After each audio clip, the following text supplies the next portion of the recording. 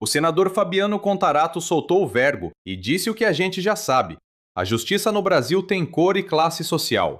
Enquanto o ministro André Mendonça passa pano e blinda o Ibanez Rocha de depor na CPI, o Contarato escancara a hipocrisia de um sistema que só sabe ser mão pesada com preto e pobre. Vamos analisar esse desabafo necessário? Eu só queria mais uma vez aqui fazer a minha manifestação da forma como o Supremo Tribunal vem se manifestando com relação aos trabalhos da CPI do crime organizado. Eu sempre falei e sempre vou falar que nós vivemos num império em que a premissa constitucional do artigo 5º é que todos somos iguais perante a lei, independente de raça, cor, etnia, religião, origem, orientação sexual. Só que no Brasil, uns são mais iguais que outros. Quando é para agir de forma contundente contra pobre, preto, vale tudo, as leis funcionam, o Código de Processo Penal funciona, o Código Penal funciona, lei de execução penal funciona, as instâncias, às vezes nem o pobre nem segunda instância vai, é transitado em julgado em primeira instância. Agora, quando a gente tenta fazer a apuração de qualquer conduta que envolva crimes de colarinho branco, crimes de sonegação fiscal, crimes contra a ordem tributária, crimes de sonegação fiscal, corrupção ativa, corrupção passiva, peculato, crimes envolvendo agentes políticos, crimes envolvendo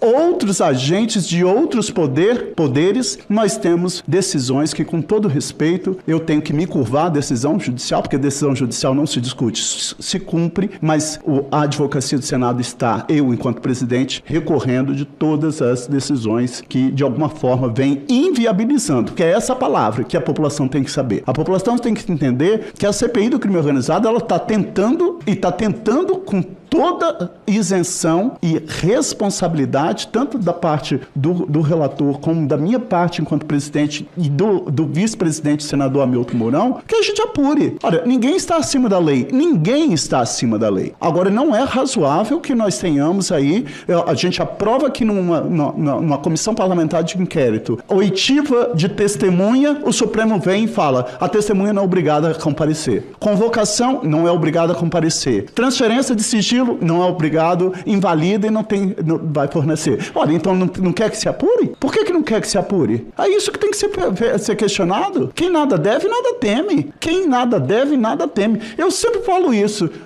Se me falasse assim, senador Contarato, o senhor autoriza a quebra do sigilo bancário do senhor? Pode pegar a quebra do meu sigilo bancário? Pode pegar. Porque eu vou lá falar, olha, eu recebo X como aposentado como delegado de polícia, recebo como senador, essas são minhas fontes, essas são as receitas, e dali que sai. Agora, eu acho lamentável e eu acho isso uma afronta com a população brasileira. Porque é muito triste você ver e falar, e com todo respeito ao convidado que aqui está, porque eu fiz essa fala, a mesma fala eu fiz com o então ministro Ricardo Lewandowski. Eu falei, ministro, qual é o percentual da população carcerária no Brasil que hoje está cumprindo pena de corrupção ativa, corrupção passiva, peculato? Você não tem. As cadeias estão lotadas com um segmento, com um recorte socioeconômico. E aí vale tudo. Aí a gente pode fazer, aí faz e acontece. A gente altera Código Penal, altera Código de Processo Penal, condução coercitiva, tá tudo bem. Agora, na hora que a gente tem, quando ousa condenar um político por corrupção, concede prisão domiciliar. Olha, as cadeias estão lotadas de pessoas com doenças, com comorbidades, com câncer,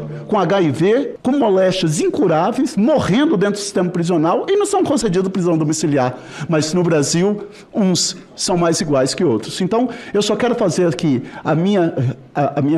o meu repúdio a qualquer decisão, com todo respeito, porque se eu não puder manifestar a minha contrariedade com relação a essas decisões que vêm viabilizando o trabalho da CPI, não há razão de ser.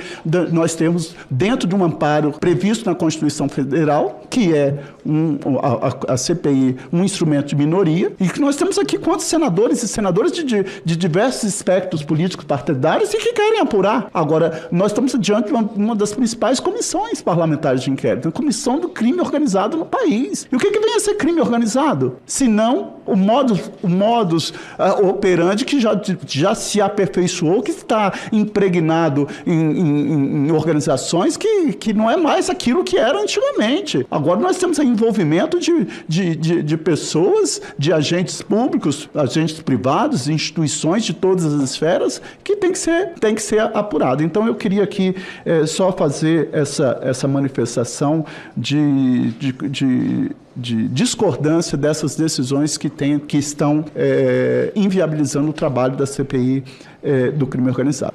O ex-governador Ibanez foi convidado, ainda no cargo, a comparecer para prestar esclarecimentos aqui com relação à política de segurança do DF. O Distrito Federal tem números consistentes, positivos, no tocante ao combate ao crime, então esse era o primeiro objeto. E já naquele momento, o governador, de forma bastante assintosa, manifestou que não compareceria de forma alguma. Ao contrário de outros governadores. O governador tem agenda, o governador tem dificuldade. E alguns se colocaram à disposição para comparecer, o governador de Santa Catarina compareceu, mas apenas o governador Ibanez se recusou de plano a comparecer. E ele devia ter seus motivos para se recusar. Quando ele renuncia ao cargo para se colocar como apto a concorrer nas novas eleições desse ano, a gente apresenta e aprova a convocação dele. E era importante a presença, e é importante a presença do ex-governador Ibanez para que ele possa esclarecer, novamente, a questão da política de segurança pública no combate a facções, mas também o envolvimento nele no escândalo do Master BRB. Até porque as notícias vão se avolumando e preocupam o cidadão do Brasil todo, mas especialmente do Distrito Federal, coisas como a notícia de que mesmo após a constatação de que as carteiras de crédito eram fraudulentas, se fez a aquisição de mais de 20 bilhões em créditos podres do Banco Master, né? Então, assim, não adianta tentar tapar o sol com a peneira. Aquilo que a gente não consegue fazer aqui pela CPI, e aí, lamento a decisão, a reiteração de decisões do Supremo Tribunal Federal esvaziando o CPI. Gente, o que o senador Contarato falou nessa CPI não é só um discurso, é um retrato fiel e doloroso do Brasil. Ele tocou na ferida aberta da nossa democracia, a tal igualdade perante a lei, que na prática é uma farsa. É revoltante ver como as instituições se mobilizam com uma agilidade incrível quando é para proteger um político influente ou um esquema de colarinho branco. Vejam bem a gravidade. Estamos falando da CPI do crime organizado. O ex-governador Ibanez Rocha é convocado para explicar desde falhas na segurança até suspeitas pesadíssimas envolvendo bilhões em créditos podres no banco BRB. E o que acontece? Um ministro indicado pelo governo anterior vai lá e diz que ele não precisa sequer comparecer. É o famoso quem nada deve, nada teme, né? Se está tudo certo, por que o medo de falar? O Contarato foi cirúrgico. Quando o réu é pobre, o Código Penal funciona que é uma beleza. Não tem segunda instância, não tem domiciliar por doença, não tem sigilo preservado. É cana e acabou. Agora, quando a gente chega no topo da pirâmide, na elite política e econômica, o Supremo vira um balcão de habeas corpus preventivo. Isso é um tapa na cara da população que trabalha e paga imposto.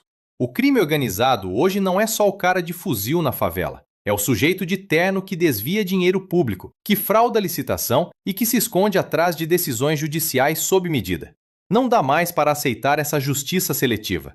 O desabafo do senador representa cada brasileiro que está cansado de ver as cadeias lotadas de gente que roubou comida, enquanto quem movimenta esquemas bilionários de corrupção e sonegação fiscal ganha o direito de ficar em casa assistindo a tudo pela TV. A CPI está sendo esvaziada por quem deveria proteger a Constituição. É vergonhoso e a gente precisa dar nome aos bois. Isso é blindagem de elite, e o nome disso no Brasil tem cor e tem classe social.